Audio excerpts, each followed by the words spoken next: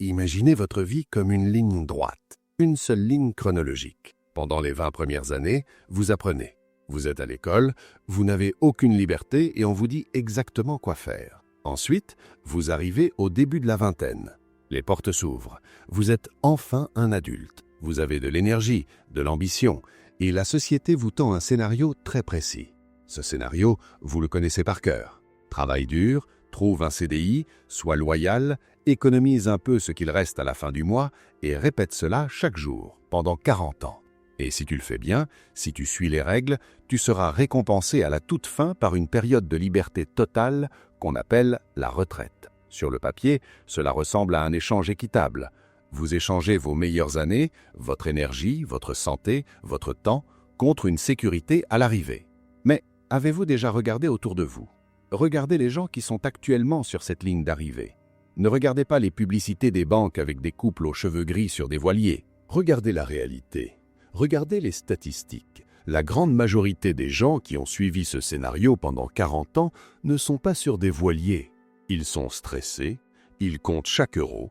Beaucoup continuent de travailler, non pas par choix, mais par nécessité, parce que leur pension ne suffit pas à payer le chauffage et les courses.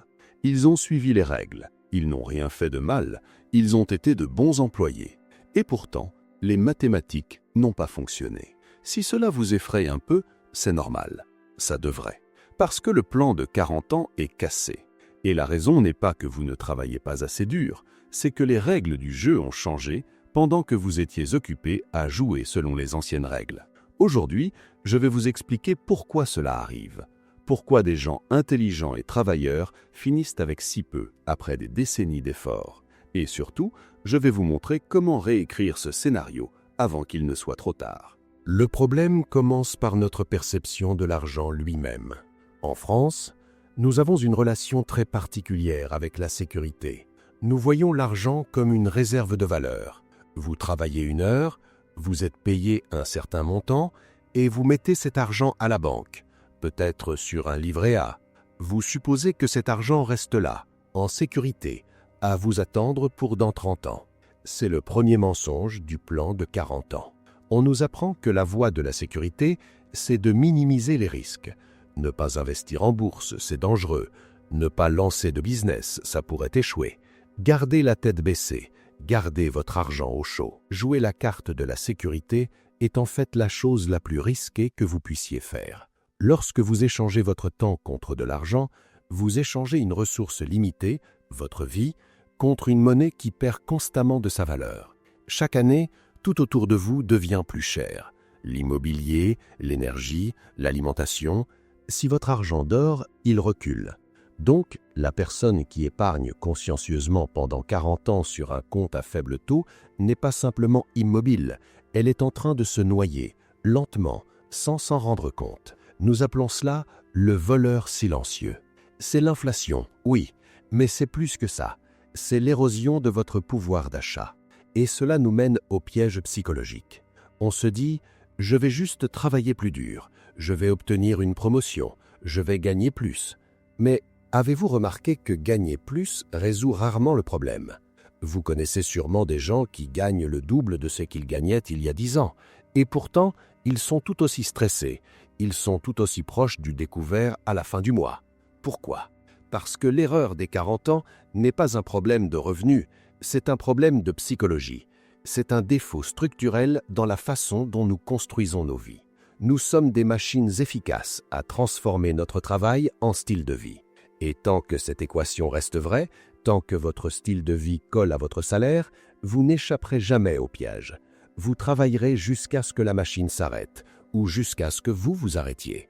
Analysons exactement comment cela se produit, décennie par décennie. Pensez à votre vingtaine. Vous décrochez ce premier vrai job, le premier salaire tombe. Comparé à votre vie d'étudiant, c'est une fortune. Vous vous sentez riche, mais vous avez des besoins. Il vous faut une voiture pour aller travailler. Il vous faut un appartement décent, des vêtements corrects. Alors vous dépensez ce que vous gagnez. Peut-être que vous prenez un petit crédit à la consommation parce que, vous êtes jeune et votre salaire va augmenter, n'est-ce pas? Vous pariez sur le fait que votre futur vous sera riche. Puis arrive la trentaine. C'est généralement là que le piège se referme. Vous gagnez probablement plus maintenant, mais la vie devient réelle. Vous vous mariez peut-être, et surtout, vous achetez votre résidence principale. En France, c'est le Graal. On vous a dit que louer, c'est jeter l'argent par les fenêtres. Alors vous signez pour 20 ou 25 ans. Ce crédit immobilier n'est pas juste une facture, c'est un contrat sur votre travail futur. Lorsque vous signez chez le notaire, vous promettez à la banque que vous vous leverez chaque matin pour aller travailler pendant les 300 prochains mois. Cela crée de la peur. Vous ne pouvez plus prendre de risques. Vous ne pouvez plus quitter ce job qui vous ennuie pour lancer ce projet qui vous passionne, parce que la banque prélève sa part le 5 du mois, quoi qu'il arrive. Alors vous vous ancrez, vous optimisez pour la stabilité, vous grimpez les échelons non pas par passion, mais parce que les factures grimpent avec vous. C'est ce que les économistes appellent l'inflation du niveau de vie. Mais je préfère appeler ça les manottes dorées. À chaque augmentation, vous améliorez votre vie, juste un peu. Une voiture un peu plus confortable, des vacances un peu plus loin, des marques un peu plus chères au supermarché. Ça n'a pas l'air extravagant, ça semble juste normal. C'est la récompense de votre dur labeur. Mais mathématiquement, vous courez sur un tapis roulant. Vous courez de plus en plus vite juste pour rester exactement au même endroit. Et puis, vous arrivez à la quarantaine ou la cinquantaine. C'est la zone de danger. C'est là que la réalisation frappe généralement. Vous regardez votre épargne, vous regardez vos dépenses et vous réalisez que les chiffres ne collent pas. Vous travaillez depuis 20 ou 30 ans, mais vous n'avez pas acheté votre liberté. Vous avez acheté des choses, vous avez acheté du statut, vous avez acheté du confort. Et le confort coûte cher. La tragédie de l'erreur des 40 ans, c'est qu'elle repose sur la volonté. Elle repose sur l'idée que vous allez vous priver de plaisir aujourd'hui pour une vague promesse de plaisir dans 40 ans. Mais le cerveau humain n'est pas câblé comme ça. Nous sommes câblés pour le présent. Nous sommes câblés pour survivre à la menace immédiate et profiter de la récompense immédiate. Alors, quand vous avez passé une journée horrible au travail, vous ne pensez pas aux intérêts composés. Vous pensez à commander un Uber Eats, vous pensez à réserver un week-end pour décompresser. Vous utilisez l'argent pour soigner le stress que le travail a causé en premier lieu. C'est un cycle vicieux parfait. Vous travaillez pour gagner de l'argent, le travail vous stresse, vous dépensez de l'argent pour soulager le stress, maintenant vous avez moins d'argent, donc vous devez travailler encore plus. Et pendant ce temps, vous vous dites « je réglerai ça plus tard, une fois que la maison sera payée, une fois que les enfants seront grands ». Mais plus tard est un endroit dangereux. C'est là que les rêves vont mourir. La réalité est que la plupart des gens finissent pauvres à la retraite, non pas parce qu'ils n'ont pas assez gagné, mais parce qu'ils n'ont jamais acheté d'actifs, ils n'ont acheté que des passifs. Un passif, c'est quelque chose qui vous coûte de l'argent à posséder. Votre voiture, vos abonnements, votre maison, vos vêtements. Un actif, c'est quelque chose qui vous paie juste parce que vous le possédez. Des actions, de l'immobilier locatif, une entreprise. Si vous regardez le bilan de quelqu'un qui finit pauvre, il est rempli de choses qui mangent de l'argent. Si vous regardez le bilan de quelqu'un qui devient riche, il est rempli de choses qui créent de l'argent. Cela semble simple, presque insultant, mais posez-vous la question maintenant.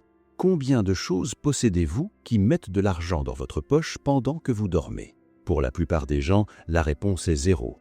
Et si la réponse est 0, vous n'avez pas de plan de retraite, vous avez un plan espoir. Vous espérez que l'État ou la chance vous sauvera. Alors, comment arrêter l'hémorragie? Comment descendre du tapis roulant? Cela commence par un changement d'identité. Vous devez arrêter de vous voir comme un consommateur. La société dépense des milliards d'euros chaque année pour vous dresser à être un consommateur. Chaque publicité, chaque panneau, chaque notification est conçue pour déclencher cette partie de votre cerveau qui dit « j'ai besoin de ça pour être heureux ». Vous devez passer de l'identité de consommateur à celle de capitaliste. Et je ne veux pas dire par là que vous devez porter un costume et fumer des cigares. Je veux dire que vous devez comprendre que votre objectif principal est d'acquérir du capital. La retraite n'est pas un âge. Ce n'est pas un gâteau d'anniversaire à 64 ou 67 ans. La retraite est un chiffre. C'est le moment précis où les revenus de vos actifs dépassent votre coût de la vie. C'est tout le jeu. Si vous pouvez vivre avec 2000 € par mois et que vos actifs rapportent 2100 € par mois, vous êtes à la retraite. Vous êtes libre. Vous pouvez avoir 30 ans et être retraité. Mais si vous avez besoin de 10 000 € par mois pour maintenir votre train de vie et que vos actifs ne produisent que 5 000 €, vous êtes piégé. Vous travaillerez jusqu'à 80 ans. Cette réalisation change tout. Elle change la façon dont vous regardez une augmentation de salaire. Au lieu de penser « génial, je peux enfin me permettre le crédit pour cette nouvelle voiture », vous pensez « génial, je peux acheter plus de liberté ». Chaque euro que vous investissez est un petit ouvrier. C'est un employé qui ne dort jamais, ne se plaint jamais, ne tombe jamais malade et travaille pour vous 24 heures sur 24 pour toujours. Et mieux encore, ses enfants travaillent pour vous. C'est ce qu'on appelle les intérêts composés. Quand vous dépensez 1 € bêtement, vous ne dépensez pas juste 1 €, vous licenciez un employé. Vous tuez le potentiel de cet euro de devenir 10 € au cours des 40 prochaines années. Est-ce que cela signifie que vous ne devez jamais dépenser d'argent? Bien sûr que non, ce serait misérable. Mais vous devez comprendre l'échange. Vous devez comprendre que chaque luxe que vous achetez aujourd'hui est un morceau de votre liberté future que vous vendez. L'erreur des 40 ans, c'est de supposer que vous avez le temps. Vous supposez que vous pouvez commencer à investir sérieusement dans la quarantaine ou la cinquantaine. Mais les maths sont brutales. 1 € investi à 20 ans vaut exponentiellement plus qu'1 € investi à 50 ans. Le temps est le multiplicateur. Quand vous attendez, vous vous forcez à faire tout le travail lourd au lieu de laisser votre argent le faire. Je sais que cela peut sembler accablant. Vous pensez peut-être « je suis déjà en retard, j'ai 35 ans ou 45 ans et je n'ai rien commencé ». Ne paniquez pas. La panique mène aux mauvaises décisions. La panique mène aux arnaques pour devenir riche rapidement, qui sont le moyen le plus rapide de devenir pauvre. Voici ce que vous faites. Vous vous concentrez sur l'écart. L'écart, c'est la différence entre ce que vous gagnez et ce que vous dépensez. C'est votre ligne de vie, c'est votre seul levier. Vous avez 2 choix. Vous pouvez élargir l'écart en gagnant plus ou vous pouvez l'élargir en dépensant moins. Idéalement, vous faites les deux. Premièrement, attaquez les gros 3. Logement, transport, alimentation. Ces 3 catégories représentent près de 70% des dépenses de la plupart des Français. Si vous pouvez optimiser cela, conduire une voiture payée comptant, vivre dans un logement modeste, arrêter de commander à manger tous les soirs, vous gagnez la partie. Pas besoin de culpabiliser sur le prix du café si vous ne vous noyez pas dans un crédit auto. Deuxièmement, automatisez tout. Nous avons parlé de la volonté tout à l'heure. La volonté échoue toujours. Les systèmes, non. Mettez en place un virement automatique de votre compte courant vers un compte d'investissement le jour même où vous recevez votre salaire. Faites en sorte que ça fasse un peu mal. Faites en sorte que l'argent disparaisse avant même que vous ne le voyiez. C'est le principe de se payer en premier. Vous apprendrez à vivre avec ce qu'il reste. C'est incroyable à quel point l'humain est adaptable. Si vous cachez 20% de vos revenus, vous trouverez un moyen de vivre avec les 80%. Mais si vous les voyez sur votre compte, vous les dépenserez. Troisièmement, arrêtez d'essayer d'impressionner des gens qui s'en fichent de vous. C'est le plus difficile, c'est l'obstacle psychologique. Nous achetons des choses pour signaler notre statut à notre tribu. C'est dans notre ADN. Mais dans le monde moderne, le statut est un piège. La personne qui conduit ce gros SUV allemand a souvent une dette énorme attachée au pare-choc. Ils ont l'air riches, mais ils sont fragiles. La vraie richesse est invisible. La vraie richesse, c'est la capacité de quitter un emploi toxique. La vraie richesse, c'est de pouvoir aider un proche sans s'inquiéter de son solde bancaire. La vraie richesse, c'est de dormir 8 heures par nuit parce que vous n'avez pas peur du facteur. Vous devez tomber amoureux de la progression ennuyeuse. Investir, c'est ennuyeux. Épargner, c'est ennuyeux. Regarder un chiffre monter lentement sur 10 ans est incroyablement ennuyeux comparé à l'excitation d'un nouvel achat. Mais l'ennui est ce qui vous rend riche. L'excitation est ce qui vous garde pauvre. Je veux vous laisser avec cette pensée. L'erreur des 40 ans n'est pas juste une question d'argent, c'est une question de regret. La tragédie n'est pas que les gens partent à la retraite avec une petite pension. La tragédie, c'est qu'ils arrivent à la fin de leur vie et réalisent qu'ils ont passé leurs meilleures années stressés, anxieux, à courir après des choses qui n'avaient aucune importance, pour découvrir que la ligne d'arrivée n'était pas ce qu'ils espéraient. Vous n'êtes pas obligé de suivre ce scénario. Vous pouvez le déchirer. Peu importe si vous commencez avec 10 € ou 10 000, peu importe si vous avez 25 ou 45 ans. Le meilleur moment pour planter un arbre était il y a 20 ans. Le deuxième meilleur moment, c'est aujourd'hui. Commencez à construire votre liberté maintenant. Rachetez votre temps, 1 € à la fois, parce que votre vie se passe maintenant, pas dans 40 ans. Et croyez-moi, votre futur vous sera incroyablement reconnaissant d'avoir décidé de vous réveiller aujourd'hui.